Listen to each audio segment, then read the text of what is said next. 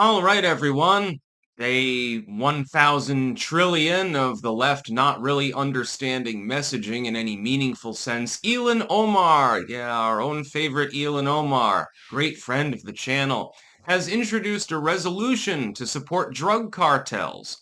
That's not how it's being framed. It's under the War Powers Act. The idea is, well, Donald Trump bombed that boat from Venezuela that was headed into our territorial waters. This is a war crime. Oh my God. Congress needs to assert its unilateral authority to declare war, and Trump is not allowed to do this anymore. That's what the resolution. It's not going to go anywhere. It's clearly going to get shot down quicker than the boat got shot down. So there's no worry about this actually carrying. But Donald Trump does have the ability to conduct such strikes, namely because Congress long ago decided, yeah, that's the commander-in-chief, the president can do it, and you know why they did it. The reason why, especially the House, but Congress in general, decided to effectively cede war declaration or rather acts of war, strikes, conflict, stuff like that. The reason why they ceded it to the executive branch is to wash their hands of it. That is, that they don't want to declare war and then be culpable for having done so should things go wrong. They want the president to take the blame should things go wrong. Notice how they rarely get credit when things, and this is rare, but on the off occasion that things actually go right and there's no absolute snafus, the president doesn't get as much credit as he would get blame for if things go even slightly wrong. Whoops, yeah, we lost 10 men today. Well, it's impeachment time. Congress washed its hands of its congressional authority and duty to involve itself with that kind of act. So Trump is perfectly within his rights. Otherwise, Ilhan Omar should be bitching about Joe Biden and his various strikes on foreign targets, sometimes even including U.S. citizens, by the way. Where's your ire at George W.? I mean, Ilhan Omar's favorite day of the year is the same as George W.'s favorite day of the year anyway, 9/11 namely. She probably thought that was a laugh riot when she watched that footage on TV. Because she likes death, she likes suffering. She wants to eliminate the great Satan, so to speak. Does seem to be her goal. I wish I was being hyperbolic, but we've got several members of Congress who seem to be dedicated towards deliberately destroying the United States. Not just destroying it through haphazard leftoidism, like having bad ideas that happen to harm people, but you genuinely at least believe you're trying to help, but people who are just outright devils, outright malevolent. That would describe people like Ilhan Omar, the Geek Squad, the Gang of Four it used to be. Now it's the Geek Squad. It's shrinking again because the Democrats are quietly trying to retire them as a sort of baggage from the past. Oh no, we're not like that anymore. I'm surprised Ilhan Omar hasn't come out and, laughed and praised the Charlie Kirk shooter, actually.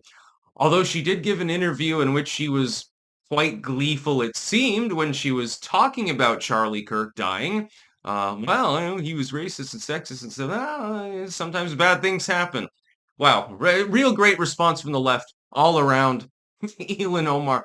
Now, not only is the left celebrating assassination and encouraging more of it, now they're trying to defend fucking drug smugglers. This is not an act of war. What people need to realize is the United States was incepted as a maritime power. We inherited that tendency from the formerly British people that originally colonized what became the United States. They became a very much maritime people. Well, they always were, but they became even more. The United States Navy and Marines, that is our maritime capabilities, were the first. It wasn't the army, that was militia who could be called up. There was no air power back then. It was the Navy and, of course, the auxiliaries, the Marines. The Marines technically come first, by the way. That was our original military in the organized capacity. What was it first used for? What was our very first use of our military? Was it A, to sail around and make a big splash and everyone looks at our ships and says, oh, those look cool? Or was it B, to bombard a bunch of fucking pirates in Tunisia?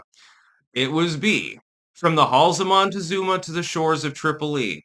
The Navy and the Marines went to North Africa shortly after the treaty. Our very first treaty of friendship was with Morocco, by the way, because the Kingdom of Morocco said they would tamp down on the piracy and shipjackings and stuff like that. So they became our first friend. But there were other nations in the region that didn't see it that way. So we invaded them and we killed a bunch of people and blew their ships out of the water and stuff like that. Our very first military action post-revolution was quite literally to go after a bunch of pirates and brigands and things like that. Now, as a proud pirate myself, we do things a little bit differently now. I've got a letter of marque, so to speak. Uh, but they did not. They were, attacking American vessels and enslaving people and doing stupid shit like that. And so what did we do? We got involved.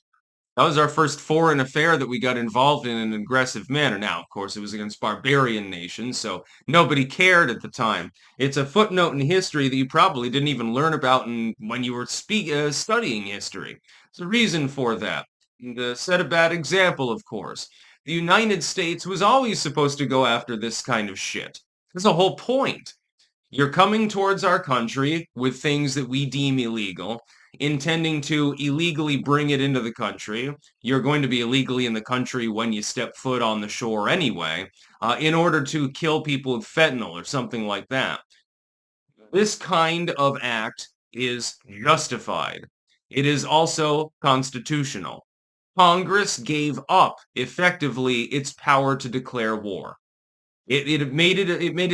Congress can still declare war against a foreign nation, and that's fine. But when's the last time that they actually did that? It's been a little while. Instead, we have conflicts. George Carlin's soft language again. Now, we don't have wars anymore. We have conflicts, sometimes proxy conflicts, in which we're effectively paying other people to kill other people. These are all fine, though. It's okay. Ilhan Omar has no problem with giving weapons to Ukraine. She would have no problem if the United States were to pivot around today. If Donald Trump were to come out today and say, "Okay, I'm tired of Netanyahu's war. This ends now. I'm Team Gaza now. You need to leave them alone." Ilhan Omar would be perfectly fine with that. Wouldn't have any problem with that. If he were to like arm the Gazans or something like that so that they could fight the Israelis more effectively, she would be all gung ho for it and say, "Well, this is brilliant. Donald Trump has actually done something right for a change." Man, I hate to admit that, or something like that. She's in favor of the cartels. She wants Americans to suffer. It's quite clear. Finally, the U.S. military is being used for its proper roles, and now she has a problem with it. If we're bombing random people in some, jungle somewhere, she wouldn't have a thing to say about it. She would not care. But because it's her fellow communists that got blew out of the water, that's then and only then does she have a problem. Her fellow drug-using communists. It's inexplicable. Total hypocrisy. I've come to expect nothing more than that from the far left at this point. That's about all. Peace out.